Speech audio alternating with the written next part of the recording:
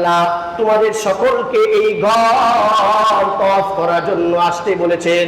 আমাকে দায়িত্ব দিয়েছেন মুয়াজ্জিনের, আমাকে দায়িত্ব দিয়েছেন ঘোষণা করার।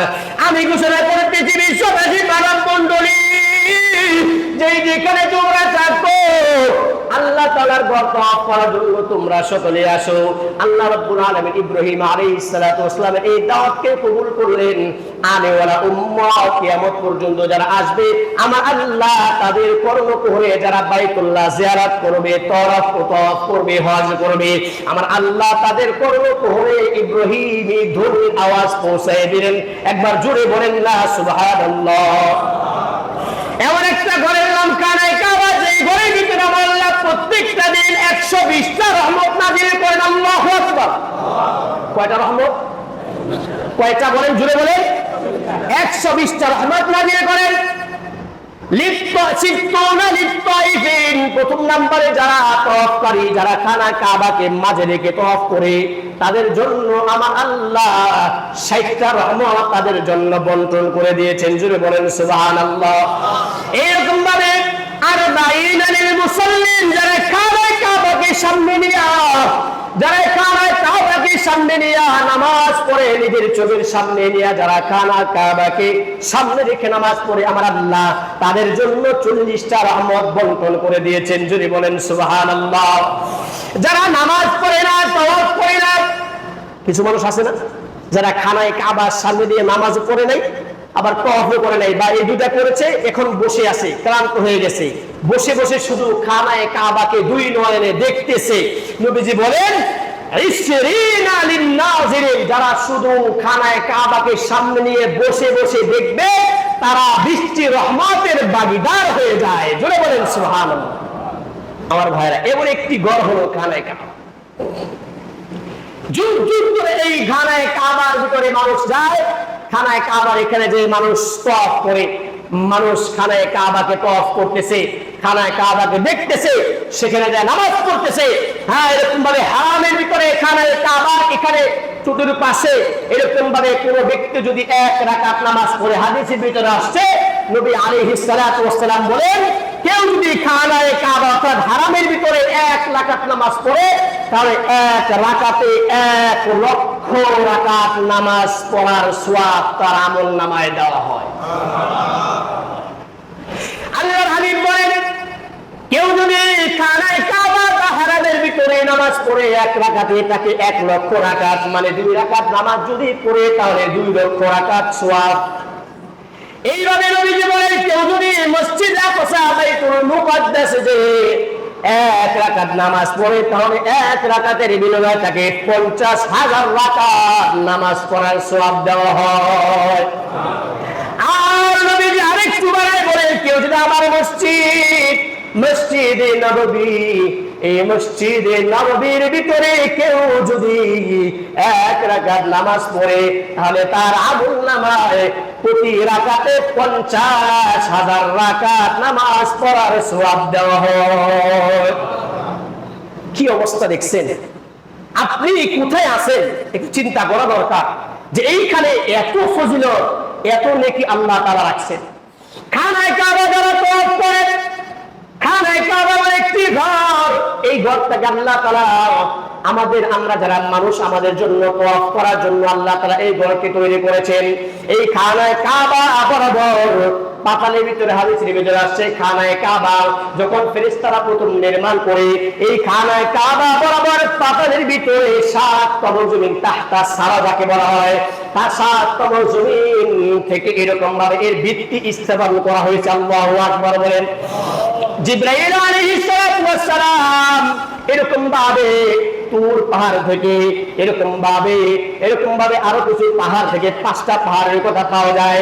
5টি পাহাড় থেকে জিবরাইল আলাইহিস সালাম কোরআনে পাথর এনে তারপর এই খানায়ে কাবা বরাবর তাহতা সারা থেকে 7তম জমিন থেকে এটার ভিত্তি স্থাপন করে বিভিন্ন পাহাড়ের পাথর বালু দিয়া এটার ভিত্তি স্থাপন করা হয় তাহতা সারা। এরকম ভাবে 7তম জমিন থেকে এটার প্রথম ভিত্তি স্থাপন করা হয়। আল্লাহু আকবার বলেন। এইভাবে চলতে চলতে প্রথম আসমান পর্যন্ত এই খানায়ে কাবার পরিধি রাখা হয়েছে। খানায়ে কাবা আপনি যদি বিমানের ভিতরে থাকে জানেন তারপরও খানায় কাবার দিকে আপনাকে কিবলা বানায় নামাজ পড়া লাগবে। কথা বলেন ঠিক কিনা? এরকম ভাবে আপনি যদি জমিনের ভিতরে থাকেন, কেমন যেন আমরা বাংলাদেশে যারা আছি, আমাদের বাংলাদেশ থেকে আপনার খানায় কাবা প্রায় 19 অথবা 18 বা 19 কিলো উপরে। আমরা বাংলাদেশের নিচে, খানায় কাবা আপনার মক্কা শহর আমাদের দেশ থেকে 18 বা 19 কিলো উপরে। তাহলে আমরা যারা নামাজ পড়তেছি, আমরা তো খানায় কাবার দিকে ফিরে নামাজ পড়ি, কি বলেন? সেই হিসেবে তো এরকম ভাবে নামাজ পড়ার দরকার ছিল, ঠিক না? তারপর আমরা লেবেল করে নামাজ পড়ি। অর্থাৎ আল্লাহ তাআলা বুঝাইছেন যে তুমি যেখানে থাকো, উঁচুতে থাকো আর নিচুতে থাকো, যেখানেই থাকো না, তোমার কিবলা হবে খানায় কাবা।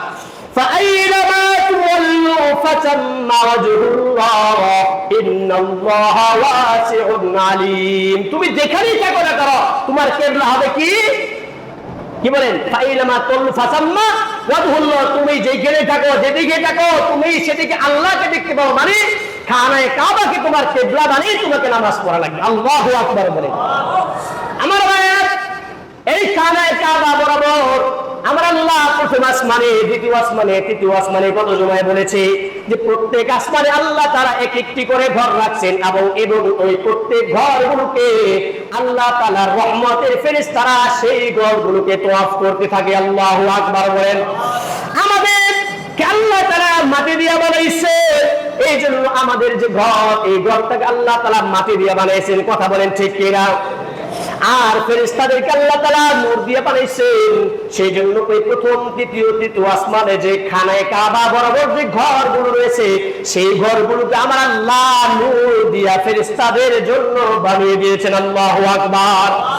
এইভাবে প্রথম, দ্বিতীয়, তৃতীয়, চতুর্থ আসমান পর্যন্ত, পঞ্চম, ষষ্ঠ, সপ্তম আসমান পর্যন্ত এরকম ভাবে আমার আল্লাহ সপ্তম আসমানে যাইয়া বাইতুল মামুর, খানায় কাবা বরাবর একটা ঘর আছে, সেই ঘরের নাম হলো বাইতুল মামুর। কি নাম? সকলে বলেন কি নাম? বাইতুল মামুর। এমন একটা ঘর, যেই ঘর খানায় কাবা বরাবর বাইতুল মামুরকে প্রত্যেক দিন সকাল থেকে সন্ধ্যা পর্যন্ত প্রায় 70,000 ফেরেশতা তওয়াফ করতে থাকে। আল্লাহু আকবার বলেন। আবার সন্ধ্যা থেকে সকাল পর্যন্ত 70,000 ফেরেশতা তওয়াফ করতে থাকে। আল্লাহর হাবিব সাল্লাল্লাহু আলাইহি ওয়াসাল্লাম বলতেছেন, এরকম ভাবে সকাল থেকে সন্ধ্যা, সন্ধ্যা থেকে সকাল পর্যন্ত যে ফেরেশতারা একবার তওয়াফ করতেছে, এই ফেরেশতা কিয়ামত পর্যন্ত আর দ্বিতীয়বার বাইতুল মামুর তওয়াফ করার সুযোগ পাবে না। জুড়ে বলেন আল্লাহু আকবার। আমার আল্লাহ কত ফেরেশতা বানিয়েছে, একটু চিন্তা করা দরকার ভাই। এরকম ভাবে আমার ভাইরা, খানায় কাবার এত নাচ নিয়ামত, এত নাচ নিয়ামত। খানায় কাবা দেখলে গুনাহ মাফ হয়ে যায়। খানায় কাবার ভিতরে হাজী সাহেবরা যায়, এই দৃশ্যগুলো দেখছে, এই দৃশ্যগুলো যে দেখছে, এই দৃশ্যের কথা যারা শুনছে, তাদের ভিতরে আমার আল্লাহ খানায় কাবার লোভ লালসা বাড়িয়ে দিয়েছে। কথা বলেন ঠিক কিনা? আমরা আল্লাহ বলতেছেন যে আমি এরকম ভাবে এই ঘরটাকে মাসাবাতাল লিন্নাস, মানুষদের জন্য বারবার আসার জায়গা বানাইছি। জোরে বলেন সুবহানাল্লাহ। এই ঘরে যখন হাজী সাহেবরা বারবার যায়, কিছু মানুষ আছে যারা ইসলাম বিদ্বেষী, যাদের ভিতরে হিংসা কাজ করে, আছে না নাই? কি বলেন? আল্লাহর ঘর যারা তওয়াফ করে, এই রকম কিছু মানুষ দেখে, মানুষ আল্লাহর ঘরের এই অবস্থা দেখে তাদের ভিতরে হিংসা কাজ করে, আছে না নাই? মুসলমানদেরকে আল্লাহ তাআলা এমন একটা ঘর দিয়ে দিলেন, যে ঘরের ভিতরে হাজী সাহেবরা হজ করার জন্য প্রত্যেক বছর লক্ষ লক্ষ হাজী সাহেবরা যায়। কথা বলেন ঠিক কিনা? লক্ষ লক্ষ হাজী সাহেবরা যায়। এই দৃশ্যগুলো যখন এরকম ভাবে নবী আলাইহিস সালামের আগে এই খানায় কাবাকে নিয়ে যারা ষড়যন্ত্র করেছে, এদের কিছু কথা আপনাদেরকে একটু বলতেছি, কারণ খানায় কাবা এমন একটি ঘর, এই ঘরকে নিয়ে বহু জামানার কিছু কিছু দাজ্জাল, কিছু কিছু বেঈমান, কিছু কিছু হিংসুক তারা এই খানায় কাবাকে নিয়ে আল্লাহ তাআলার এই বাইতুল আতীক, আল্লাহ তাআলার এই স্বাধীন ঘর, প্রাচীন ঘর, পুরাতন ঘরকে নিয়ে কিছু মানুষ ষড়যন্ত্র করে, আছে না নাই? আল্লাহর হাবিব সাল্লাল্লাহু আলাইহি সাল্লাম দুনিয়ায় আসার 2 মাস আগে 570 খ্রিস্টাব্দে খানায় কাবা নিয়ে ষড়যন্ত্র করেছিল খ্রিস্টানদের এক নেতা মুলকি ইয়ামান। ইয়ামান প্রদেশের রাজা বা বাদশাহ, যার নাম ছিল আব্রাহা। কি নাম? আব্রাহা। এই আব্রাহা খানায় কাবার এত ফজিলত, এত বরকত, এবং মানুষেরা খানায় কাবা ভাঙাচোরা একটা ঘর, এই ঘরের কাছে বারবার কেন যায়? এই ঘরের কাছে বারবার যায়, এটা পুরাতন ঘর, ভাঙা ঘর, এই ঘরে যায় মানুষের কি লাভ? তো আব্রাহা চিন্তা করলো 570 খ্রিস্টাব্দে, হ্যাঁ, এরকম ভাবে আব্রাহা চিন্তা করলো যে আমি একটা সুন্দর এই খানায় কাবা বাইতুল্লাহর পরিবর্তে ইয়ামানে আমি আরেকটা ঘর বানাবো, গির্জা বানাবো, যে গির্জাটা সম্পূর্ণ দিক দিয়ে পরিপাটি হবে, দেখতে শুনতে ভালো হবে, এবং এই ঘরটাকে মানুষ দূর দূরান্ত থেকে এই ঘর ক্রস করতে আসবে, আমার ব্যবসা বাণিজ্য ভালো হবে, আমি কিছু টাকা পয়সাও পাবো, আমার লাভ হবে।